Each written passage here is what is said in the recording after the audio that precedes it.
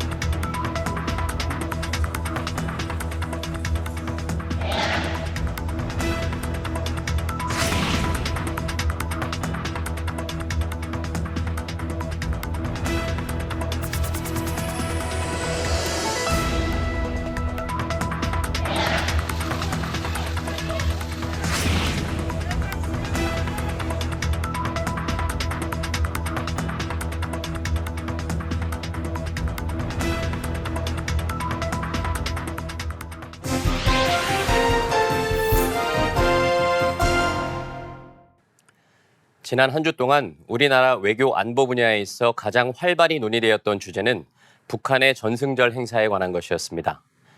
해마다 열리는 북한의 전승절과 관련된 이슈는 우리나라뿐만 아니라 국제적으로도 많은 관심을 받는 주제입니다. 그 이유는 북한이 전승절 열병식을 통해 공개하는 무기체계와 행사에 참석한 주요 인사들의 발언에서 한반도 및 국제정세의 향방을 읽을 수 있기 때문입니다. 연합뉴스TV에서도 북한의 전승절 행사와 관련한 다양한 보도를 했는데요. 그중에서도 핵심적인 내용을 중심으로 살펴보도록 하겠습니다. 먼저 지난 28일 저녁 뉴스에서는 27일 야간에 진행된 북한의 전승절 기념 열병식에 등장한 주요 무기와 행사 참석자의 발언에 대해 다뤘습니다. 보도에 따르면 이번 열병식에서 공개된 북한의 주요 무기는 무인기와 대륙간 탄도미사일로 식전 행사관 시위 비행에 나선 북한의 전략 무인 정찰기 샛별 4형과 공격형 무인기 샛별 9형이 각각 미국의 고고도 무인 정찰기 글로벌 호크와 무인 공격기 리퍼의 외관과 매우 유사한 모습이었다고 전했습니다.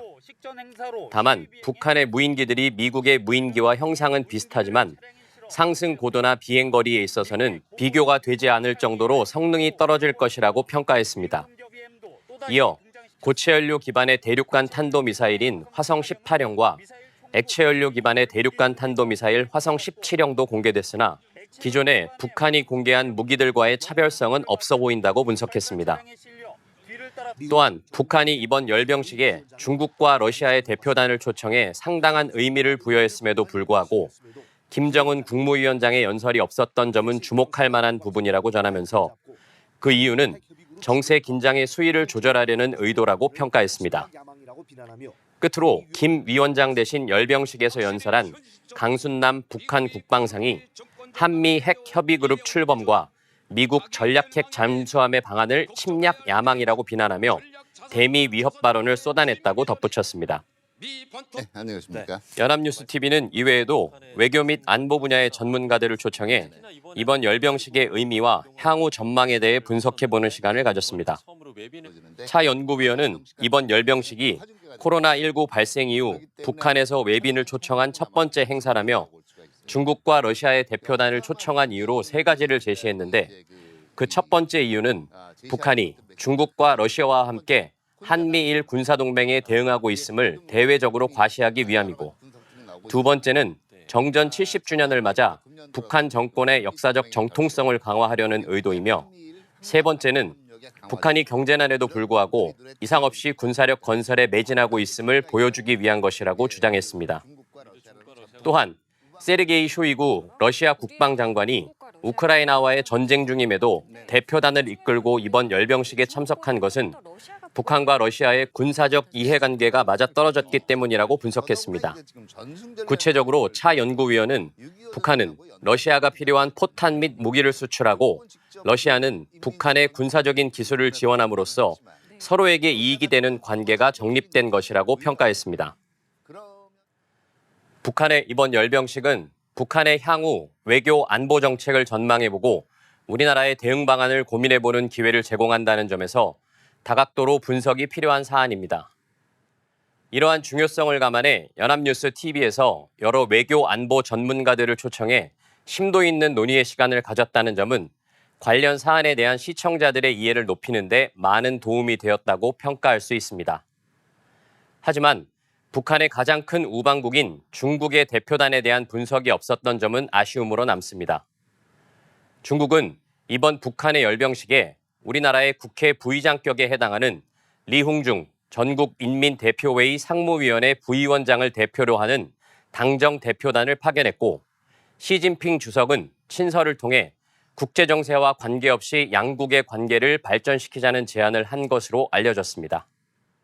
그러나 러시아보다 격이 높은 대표단을 파견하였고 과거로부터 북한의 외교 안보 정책에 있어 가장 큰 영향력을 발휘하는 국가인 중국의 의도에 대한 분석은 비중 있게 다뤄지지 않았습니다.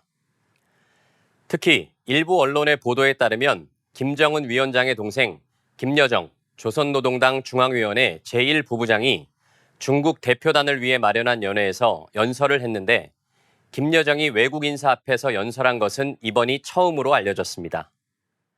북한이 소위 백두혈통을 내세워 중국 대표단을 맞이했다는 것은 여전히 중국과 북한이 밀접한 관계를 유지하고 있다는 것으로 해석될 수 있고 이번이 김여정의 첫 번째 외교 무대라는 점도 주목할 필요가 있어 보입니다. 향후 관련 보도에서는 이러한 사안을 고려한 가운데 보다 깊이 있는 분석이 이루어지길 기대해 보겠습니다. 우크라이나 전쟁이 새로운 국면을 맞이하고 있습니다. 뉴욕타임즈는 28일 러시아의 수도 모스크바에서 우크라이나의 것으로 추정되는 드론 2대가 격추되었다고 보도했고 같은 날 CNN도 우크라이나 남부 지역에서의 반격 작전이 매우 공세적으로 변화하고 있다고 전했습니다. 연합뉴스 TV에서도 우크라이나 전쟁과 관련한 다양한 소식을 전했는데요. 먼저 러시아 본토에 대한 미사일 공격 관련 보도를 살펴보겠습니다. 연합뉴스 TV는 지난 29일 우크라이나 국경에서 동쪽으로 40km 떨어진 러시아 항구 도시 타간로그에 미사일 공격이 발생해 20명이 부상했다고 보도했습니다. 보도에서는 러시아 본토를 향해 드론이나 포탄이 아닌 미사일이 날아온 것은 개전 이후 처음이자 극히 드문 일이라는 서방 언론의 분석을 전하며 러시아는 이번 공격이 우크라이나의 소행임을 주장하고 있지만 우크라이나는 관련성을 부인하고 있다고 전했습니다. 이어 30일에는 우크라이나 군의 공세가 가시적인 성과를 내고 있다며 한 소셜미디어에 게시된 영상과 함께 우크라이나 남부 자포리자주의 전쟁 상황을 다뤘습니다. 우크라이나 남부에 위치한 노베와 카르콥의 동쪽 지역에서 촬영된 것으로 추정되는 영상에 따르면 러시아가 우크라이나의 대반격에 맞서기 위해 구축한 대전차 방어선 용의 이빨에서 우크라이나 군용 차량의 공격이 식별되었는데 이는 러시아가 3중으로 구축한 방어선의 일부가 뚫린 것으로 우크라이나의 반격이 성공을 거두고 있다는 증거라고 전했습니다. 이번 보도는 새로운 국면을 맞이하고 있는 우크라이나 전쟁 상황을 짚어보는 기회를 제공하는 한편 우크라이나에 대한 국제사회의 군사적 지원을 촉구하는 데 기여했다고 평가할 수 있습니다. 다만 전쟁의 국지적인 결과에만 초점을 맞추고 있어 우크라이나 전쟁의 정세 변화에 대한 시청자들의 이해를 제고하지 못했다는 점은 아쉬움으로 남습니다.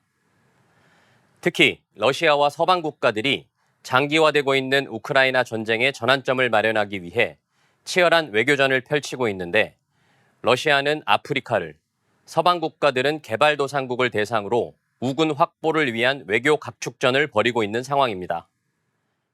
이번 보도에서 전쟁 상황과 함께 이러한 양측의 외교적인 노력을 전했다면 현 상황에 대한 보다 깊이 있는 이해에 도움이 되었을 것이라고 생각됩니다. 코로나19 확진자가 다시 증가하는 추세입니다. 특히 여름 휴가철을 맞아 하루 확진자가 5만 명에 육박하고 있는 상황에서 연합뉴스TV는 재확산되고 있는 코로나19의 심각성에 대한 보도와 함께 정부의 코로나 백신 수급 관리에 대한 문제점을 지적했습니다. 지난 28일 연합뉴스TV의 단독 보도를 살펴보겠습니다. 보도에서는 국회 보건복지위원회 정춘숙 의원실의 발표를 인용해 유효기간이 지나 폐기된 백신 금액이 올해 상반기에만 2,800억 원에 달하는 것으로 추산되며 이는 작년과 재작년의 폐기 금액을 합친 것과 비슷한 수준이라고 전했습니다. 이어 이와 같은 상황에 대해 질병청이 2022년 이후 접종률이 예상보다 저조해 불가피하게 백신 폐기량이 증가했다고 설명했지만 전 국민 무료 접종을 위해 많은 양의 백신을 한꺼번에 들여오면서 정확하게 수요를 예측하지 못해 혈세를 낭비했다는 지적을 피하기 어려운 상황이라고 덧붙였습니다. 정부가 현재 유행하는 오미크론 XBB 변이를 기반으로 한 새로운 백신 접종을 오는 10월부터 시작하겠다고 밝힌 상황에서 이러한 보도는 정부가 백신 수급 관리 체계를 재정비하는 계기로 작용할 것으로 평가됩니다. 최근 정부의 세수 부족 문제가 지속적으로 제기되고 있다는 점을 고려할 때 앞으로도 정부의 비효율적인 예산 집행을 비판하는 연합뉴스TV의 노력이 지속되길 기대해 보겠습니다.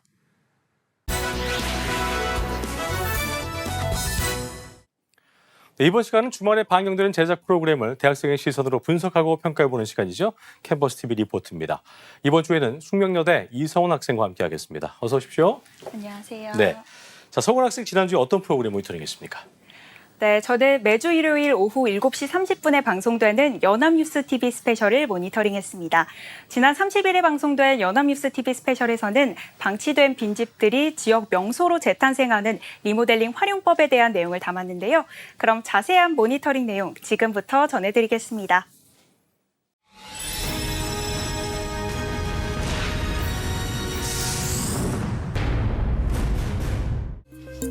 방송은 방치된 빈집들을 비추며 시작합니다. 인구 감소에 의해 낡은 빈집들로 텅 비어가는 지역들이 늘어나고 있다는데요. 오랫동안 방치된 빈집은 사각지대를 만들어 안전에 대한 우려도 낮습니다.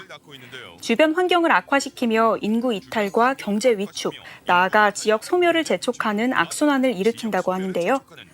전국에 12개월 이상 비어있는 빈집은 2010년 79만 3,848가구에서 2020년 151만 1,306가구로 약 2배 이상 증가했다고 합니다.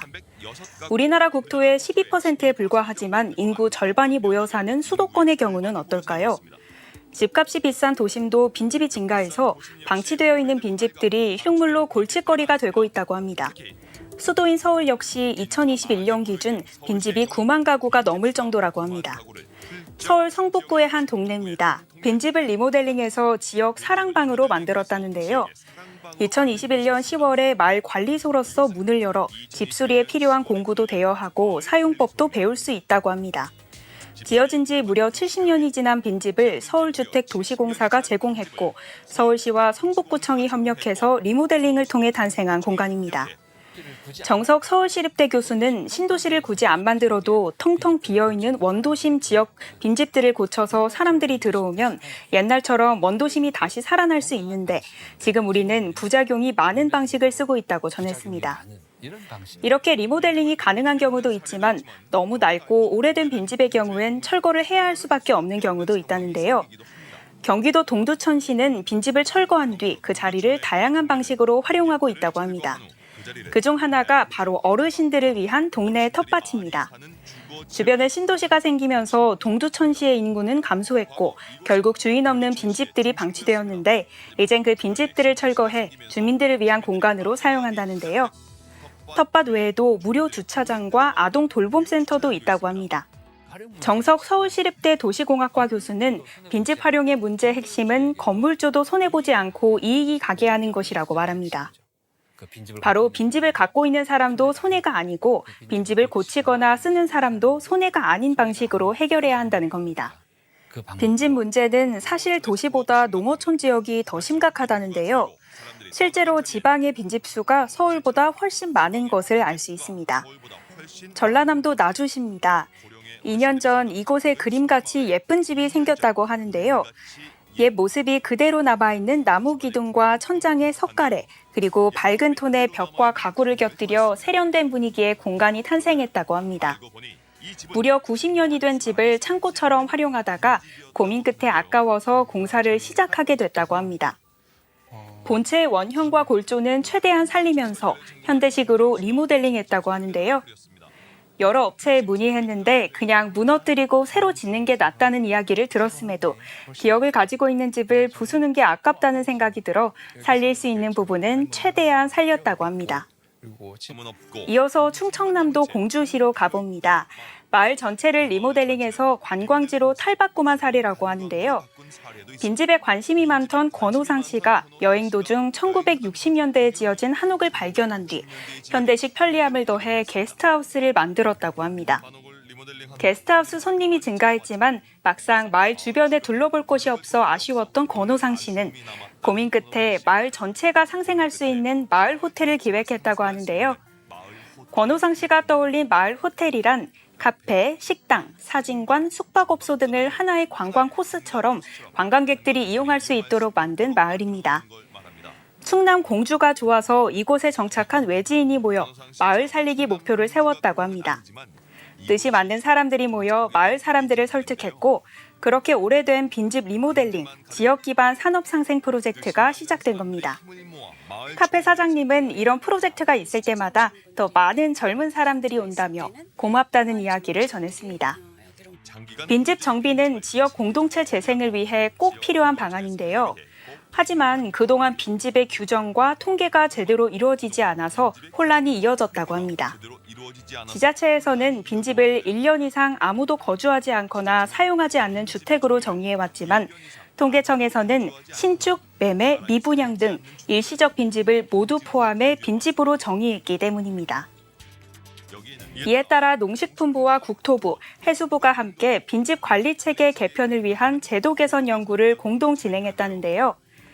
그 결과 지난 6월 빈집 기준과 평가 항목을 통일하기로 했다고 합니다. 또 앞으로는 전국 빈집 실태조사 통합 가이드라인을 마련해서 전국 빈집 현황 등의 맞춤형 정보도 제공할 예정이라고 합니다. 김준영 전주대 건축학과 교수는 소유주가 빈집을 임대하거나 매매할 수 있도록 동기부여가 되는 제도적 장치가 먼저 고안되어야 한다고 전했는데요. 또 빈집이 사유재산을 넘어서 공공적인 가치가 있는 공공자산으로 인식할 수 있는 사회적 분위기가 확산돼야 한다고 말합니다. 지역의 활기를 되찾고 주민들의 삶의 질을 높여줄 빈집 정비를 위해 자발적인 참여를 이끌 수 있는 제도 개선을 기대해본다는 말로 방송은 마무리됩니다. 네, 모니터링한 내용 잘 봤습니다. 성훈 학생 이번 연합뉴스 TV 스페셜 보면서 어떤 점이 가장 와닿았습니까? 네, 저는 충청남도 공주시 게스트하우스의 사례가 가장 기억에 남는데요. 빈집이었을 때는 치안상으로도 또 위생상으로도 많이 위험해 보였는데 그 집이 예스러움과 현대적 감각이 적당히 섞인 세련된 게스트하우스로 탄생한 과정이 놀라웠습니다. 그랬군요. 자, 그럼 마지막으로 이번 연합뉴스 TV 스페셜에 대한 성훈 학생 한 줄 평 듣고 마무리하겠습니다. 네, 저의 한 줄 평은 지역의 활기를 되찾고 주민들의 삶의 질까지 높여주는 빈집 정비입니다. 네, 공감할 수 있는 한 줄 평까지 잘 들었습니다. 지금까지 숙명여대 이성원 학생과 함께했습니다. 오늘 말씀 고맙습니다. 고맙습니다.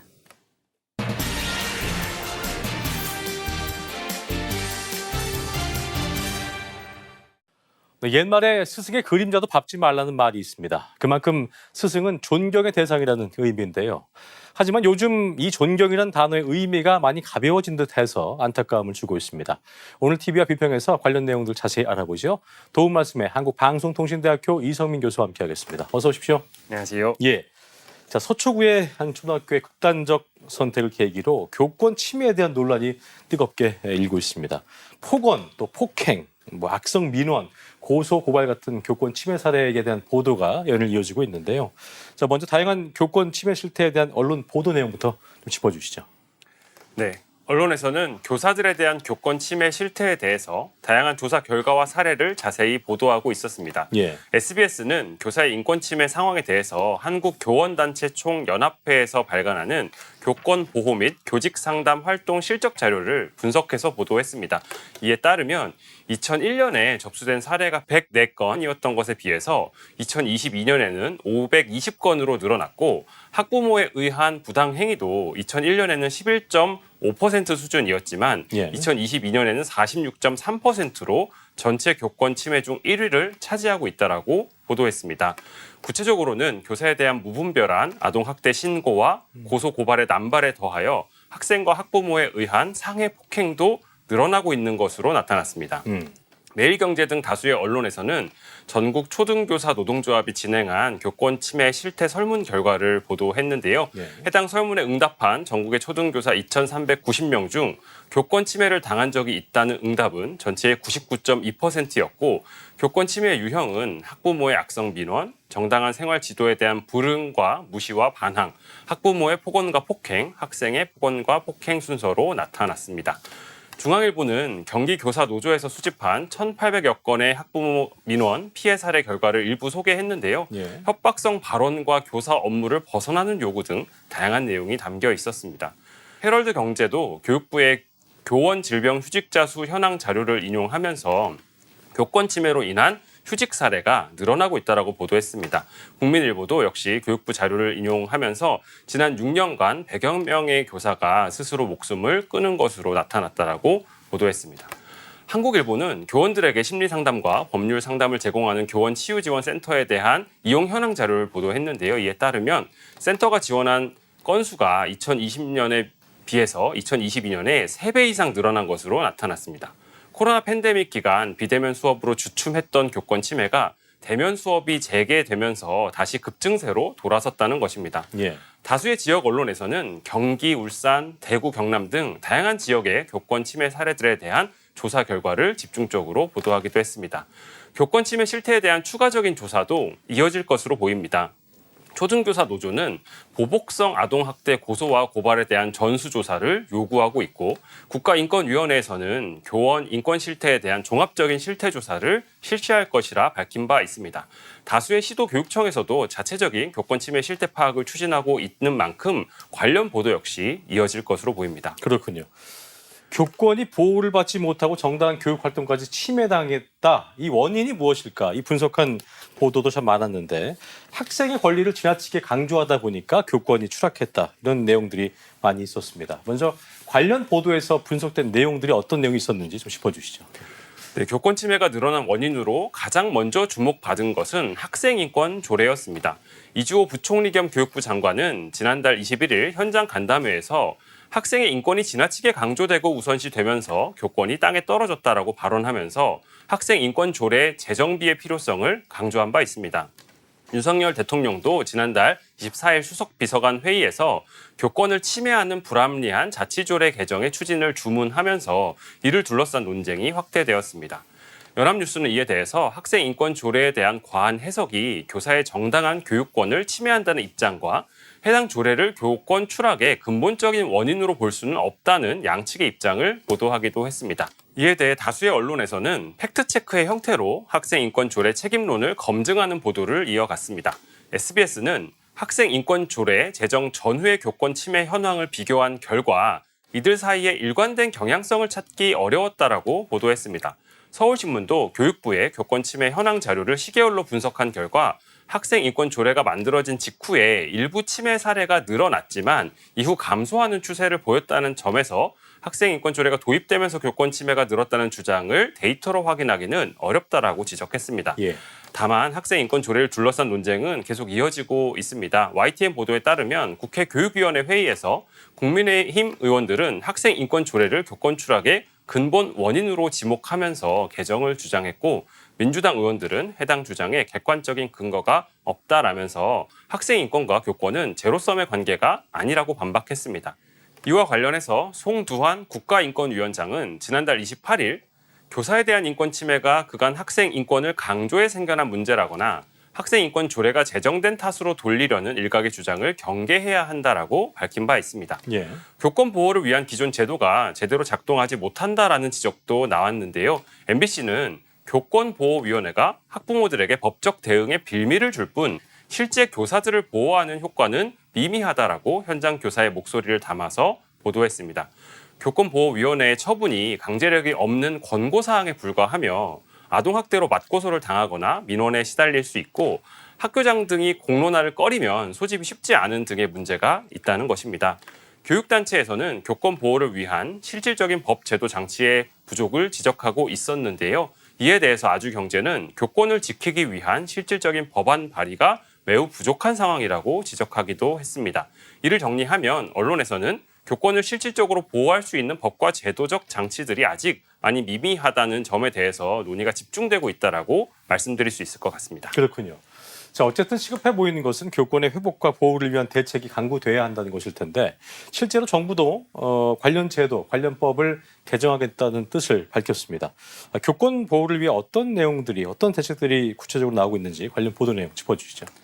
네, 먼저 교육부에서는 교권보호 종합대책을 8월에 발표할 것이라고 밝혔습니다. 이는 교권 보호를 위해서 논의되고 있는 대책들을 종합적으로 정리하는 과정이 앞으로 진행될 것임을 의미하는 것인데요.